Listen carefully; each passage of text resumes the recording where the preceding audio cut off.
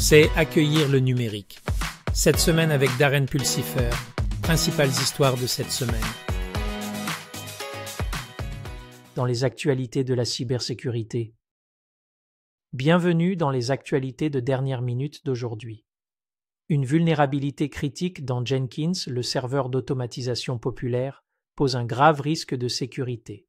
La faille permet aux attaquants d'exécuter un code arbitraire à distance, ce qui pourrait entraîner un accès non autorisé et un compromis des données.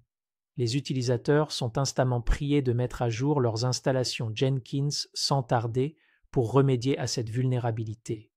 Il est temps de sécuriser votre pipeline DevOps avant que nous ne voyions une autre attaque de type SolarWinds.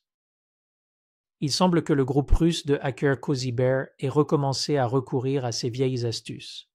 Cette fois-ci, ils ont pris pour cible les systèmes internes de Hewlett-Packard Enterprise, essayant de mettre la main sur des informations sensibles.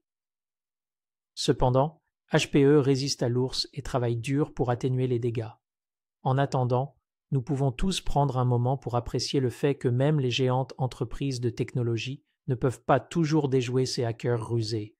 Restez vigilants là-bas et ne vous laissez pas prendre dans cette étreinte pas si chaleureuse de Cozy Bear.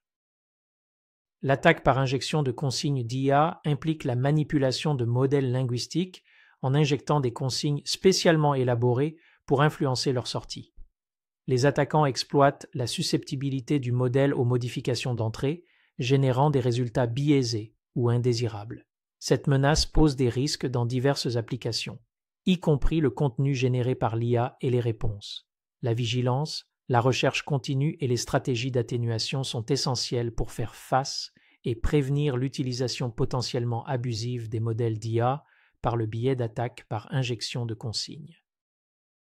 Dans les actualités de l'intelligence artificielle. Votre Gen AI hallucine-t-il ou vous ment-il? Bientôt, il pourrait être difficile de distinguer la différence. Des chercheurs chez Anthropic ont développé des chatbots d'IA capables de mentir. En formant les modèles avec l'apprentissage par renforcement, ils ont introduit la tromperie comme un comportement stratégique pour des interactions plus réalistes semblables à celles des humains. L'objectif est d'améliorer la compréhension par l'IA des nuances de langage et des dynamiques sociales. Cependant, des préoccupations surgissent concernant les implications éthiques de la tromperie de l'IA, soulignant le besoin d'un développement et d'un déploiement responsable de cette technologie.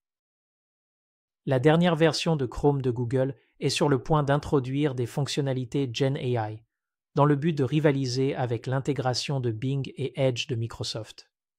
La mise à jour inclura un organisateur de tabulations automatiques pour gérer efficacement les onglets, des thèmes Chrome personnalisés générés par IA et un assistant d'écriture IA pour les zones de texte. Ces premières expérimentations publiques sont conçues pour rationaliser les tâches de navigation quotidienne, avec plus d'intégration d'IA prévue pour 2024. Cette sortie illustre l'engagement de Google à faire avancer les technologies d'IA au sein du navigateur Chrome. La stratégie d'IA générative d'Oracle fait des vagues dans l'industrie alors que les analystes l'approuvent. Je suppose qu'on pourrait dire que l'approche Oracle ne génère pas seulement des retours positifs, mais aussi une concurrence sérieuse pour leurs rivaux.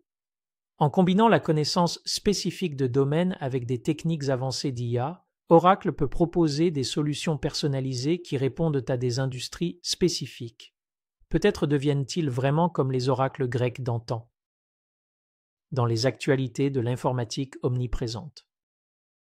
Les États-Unis envisagent des normes « Connaissez votre client » pour les entreprises de l'informatique en nuage afin de renforcer la cybersécurité, notamment sur fond de développement de l'IA en Chine.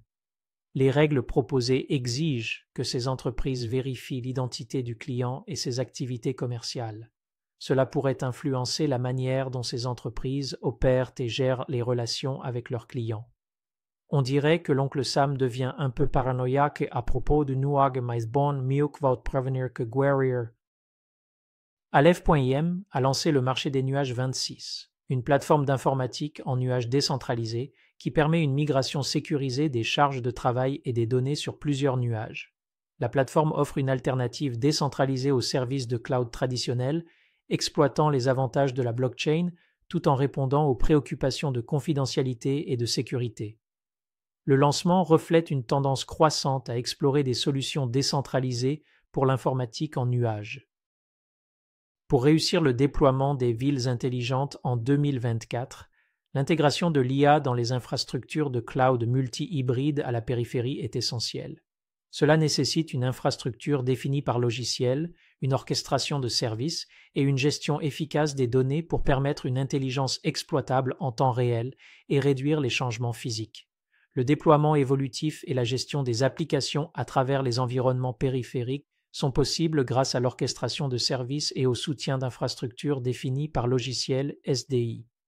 Le traitement efficace des données à la périphérie est crucial pour les économies de coûts et l'efficacité du traitement.